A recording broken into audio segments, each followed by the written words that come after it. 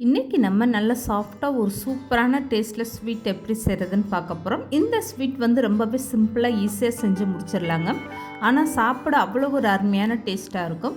இது செய்கிறதுக்கு அதிக டைம் எடுக்காது, ரொம்பவே ஈஸியாக நீங்கள் செஞ்சிடலாம். ஹலோ ஃப்ரெண்ட்ஸ், வெல்கம் டு சமையல் டிலைட்.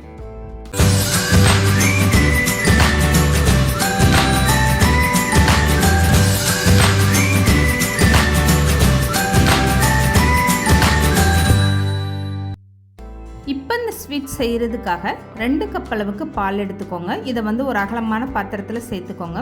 இந்த ஸ்வீட்டுக்கு வந்து ஃபஸ்ட்டு ஸ்டஃபிங் செஞ்சு எடுத்துக்கலாம். இதுக்கப்புறமா நம்ம இந்த ஸ்வீட் எப்படி செய்கிறதுன்னு பார்க்கலாம். இப்போ வந்து ஸ்டஃபிங்காக 2 கப் அளவுக்கு பாலும் இது கூடவே 3 ஸ்பூன் அளவுக்கு அரிசி மாவு எடுத்துக்கோங்க. இந்த அரிசி மாவில் கொஞ்சமாக பால் ஊற்றி நல்லா கரைச்சி எடுத்துக்கோங்க. அரிசி மாவு சேர்க்கும்போது உங்களுக்கு இந்த ஸ்டஃபிங் வந்து நல்லா கெட்டியாயிரும், நல்ல ஒரு டேஸ்ட்டும் கொடுக்கும். இப்போ வந்து பால் ஊற்றி இந்த அரிசி மாவை நல்லா கரைச்சி எடுத்தாச்சு. கெட்டிகள் எதுவுமே இல்லாமல் இந்த மாதிரி நல்லா கரைச்சி எடுத்துக்கோங்க. இப்போ இந்த பால் கூட 4 ஸ்பூன் அளவுக்கு வெள்ளை சர்க்கரை சேர்த்துக்கோங்க. இதுக்கப்புறமா கரண்டி போட்டு நல்லா கலந்து கொடுத்துருங்க. இந்த சர்க்கரை வந்து நல்லா கரைஞ்சி வரட்டும். இதுக்கப்புறமா கரைச்சி எடுத்து வச்சுருக்க அரிசி மாவை சேர்த்துக்கோங்க.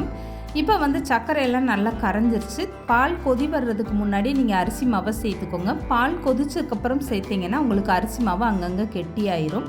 இப்போ ஸ்டவ்வை மீடியமாக வச்சுட்டு அரிசி மாவு சேர்த்ததும் இந்த மாதிரி கைவிடாமல் நல்லா ஒரு டைம் கலந்து கொடுத்துருங்க. இது கலந்து கொடுக்க உங்களுக்கு அரிசி மாவு சேர்த்துருக்கிறதுனால சீக்கிரமாகவே நல்லா கெட்டியாயிட்டு வந்துடும். இப்போ வந்து இது கூடவே 3 ஸ்பூன் அளவுக்கு நான் பாலாடை எடுத்து வச்சுருக்கேன். பாலாடை இருந்தால் அதை சேர்த்துக்கோங்க. அப்படி இல்லைன்னா நீங்கள் 3 ஸ்பூன் அளவுக்கு பால் பவுடர் சேர்த்துக்கோங்க. பாலாடை சேர்க்கும் போது இந்த ஸ்டஃபிங் வந்து டேஸ்ட் அப்படியே பால்கோவா மாதிரி அவ்வளோ ஒரு அருமையான டேஸ்ட்டாக இருக்கும். இப்போ 3 ஸ்பூன் அளவுக்கு பாலாடை சேர்த்ததுக்கப்புறமா கைவிடாமல் நல்லா கலந்து கொடுங்க. இப்போ அரிசி மாவு பாலாடையெல்லாம் சேர்த்துருக்கிறதுனால உங்களுக்கு ரொம்ப சீக்கிரமாகவே இந்த ஸ்டஃபிங் வந்து நல்லா கெட்டியாகிட்டு வந்துடும். கைவிடாமல் இந்த மாதிரி நல்லா கலந்து கொடுத்துட்டே இருங்க. ஸ்டவ்வை மீடியமாக வச்சுக்கோங்க, இல்லைன்னா உங்களுக்கு வந்து அடிப்பிடிக்க ஆரம்பிச்சிடும். இந்த பாலாடை வந்து நல்லா திக்காகிட்டு உங்களுக்கு கெட்டியாக வரணும், அது வரைக்குமே நல்லா இந்த மாதிரி கலந்து கொடுங்க. இப்போ பார்க்கும்போது உங்களுக்கே தெரியும் எந்த அளவுக்கு இந்த பால் வந்து நல்லா கெட்டியாகிட்டு வந்துருச்சு பாருங்கள். இதை வந்து இன்னும் கொஞ்சம் நேரமே நல்லா கலந்து கொடுங்க, உங்களுக்கு நல்லா இன்னும் திக்காக வரும். இந்த மாதிரி நல்லா திக்கானதுமே நீங்கள் அப்படியே எடுத்து வேற ஒரு பாத்திரத்தில் மாற்றிட்டு நல்லா ஆற வச்சுருங்க. இப்போ இந்த ஸ்டஃபிங் பாருங்கள், கரண்டியில் எடுக்கும்போது எந்த அளவுக்கு நல்லா கெட்டியாக இருக்குன்னு. இதை வந்து நல்லா ஆற வைக்கும்போது இன்னும் கொஞ்சமே உங்களுக்கு நல்லா கெட்டியாகிட்டு வந்துடும். இப்போ இந்த ஸ்டஃபிங் வந்து ஸ்டவ் ஆஃப் பண்ணி அப்படியே எடுத்து வச்சுருங்க. இப்போ வேறு ஒரு அகலமான பாத்திரத்தில் 2 கப் அளவுக்கு நல்ல திக்கான பாலாக எடுத்துக்கோங்க. இதுக்கப்புறமா ஸ்டவ் ஆன் பண்ணிடுங்க. இப்போ இது கூடவே 3 ஸ்பூன் அளவுக்கு பால் பவுடர் சேர்த்துக்கோங்க. பால் வந்து சூடாக இருக்கும்போது சேர்க்காதீங்க. இந்த மாதிரி பாலை சேர்த்ததும் உடனே வந்து நீங்கள் பால் பவுடரை சேர்த்துக்கோங்க. அப்போ தான் உங்களுக்கு கெட்டிகள் இல்லாமல் கலந்து கொடுக்கும்போது நல்ல இந்த பால் பவுடர் கரைஞ்சிட்டு வந்துடும். இப்போ வந்து ஸ்டவ்வை மீடியமாக வச்சுட்டு இந்த மாதிரி நல்லா கலந்து கொடுங்க. பால் வந்து நல்லா திக்காக வரணும். இப்போ பாலை நல்லா கலந்து கொடுத்ததுக்கப்புறம் இது கூடவே 2 ஏலக்காய் தட்டிட்டு சேர்த்துக்கோங்க. இப்போ இது கூடவே 1/4 கப் அளவுக்கு வெள்ளை சர்க்கரை சேர்த்துக்கோங்க.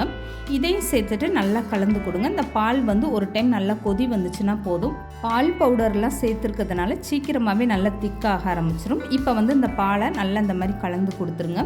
இதை வந்து நீங்கள் ரொம்ப நேரம் கரண்டி போட்டு கலந்து கொடுக்க வேண்டாங்க. ஒரு டைம் கலந்து கொடுத்துட்டு அப்படியே விட்டிங்கன்னா போதும். இந்த மாதிரி பால் நல்லா கொதி வந்ததுக்கப்புறம் ஒரு டைம் நல்லா கலந்து கொடுத்துருங்க. இதுக்கப்புறமா பாலை அப்படியே நீங்கள் ஸ்டவ் ஆஃப் பண்ணி எடுத்து வச்சுருங்க. இந்த பால் வந்து நல்லா ஆற வச்சுருங்க, சூடாக இருக்கக்கூடாது.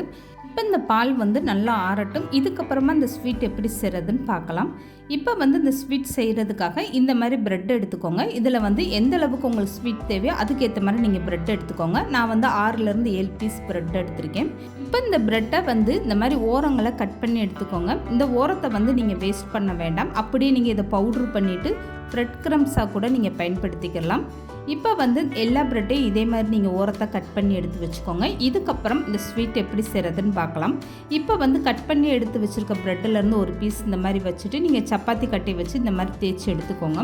நல்லா லேசாக தேய்ச்சி எடுத்துக்கோங்க. ப்ரெட்டை வந்து நீங்கள் இந்த மாதிரி தேய்க்காமல் ஸ்வீட் பண்ணிங்கன்னா அது மடிக்கும் போது அப்படியே உடஞ்சிக்கிட்டு வந்துடும். அதனால் ஒரு டைம் இந்த மாதிரி நல்லா நீங்கள் சப்பாத்தி கட்டையில் லேசாக தேய்ச்சி எடுத்துக்கோங்க.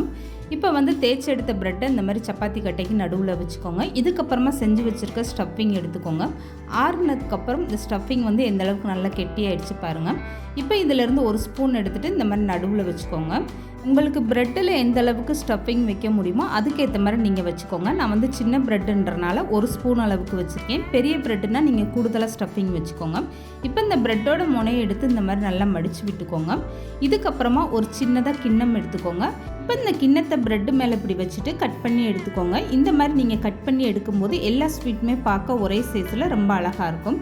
இப்போ வந்து மீதம் இருக்கக்கூடிய ப்ரெட்டெல்லாம் வந்து எடுத்து விட்டுருங்க. இதை வந்து ப்ரெட் க்ரம்ஸ் செய்யும்போது இந்த ப்ரெட்டையுமே நீங்கள் பயன்படுத்தி செஞ்சுக்கோங்க. இப்போ இந்த ப்ரெட்டோட ஓரத்தை வந்து இப்படி லேசாக கையை வச்சு அழுத்தி விட்டுருங்க. இப்போ மீதம் இருக்கக்கூடிய எல்லா ப்ரெட்டையும் இதேமாதிரி நீங்கள் கட் பண்ணிவிட்டு எடுத்து வச்சுக்கோங்க. இந்த ஸ்வீட்டை நீங்கள் எண்ணெயில் போட்டெல்லாம் பொரிச்சு எடுக்க வேண்டாங்க. ஒவ்வொரு ப்ரெட்லேயுமே இந்த மாதிரி ஸ்டஃபிங் வச்சுட்டு அதை கட் பண்ணி எடுத்து வச்சுக்கோங்க.